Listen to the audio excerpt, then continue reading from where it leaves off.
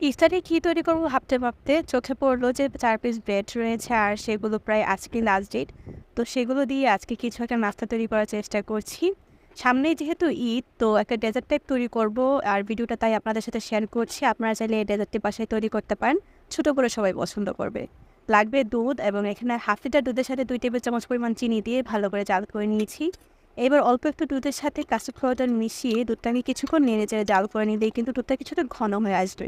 অতিরিক্ত ঘন করব না। তো এবার চুলা থেকে নামিয়ে নিচ্ছি। কেটে রাখা ব্রেডগুলোকে অল্প একটু তেল এবং ঘি দিয়ে একটু মুচমুচে করে ব্রাউন কালার করে ভেজে নিব।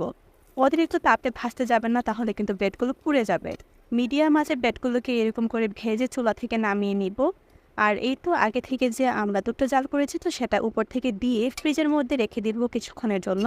ঠান্ডা ঠান্ডা সার্ভ করবেন, আশা করি সবাই খুব বেশি পছন্দ করবে আর খুবই মজার ডেজার্টটি ছোট বড় সবাই খুব পছন্দ করবে।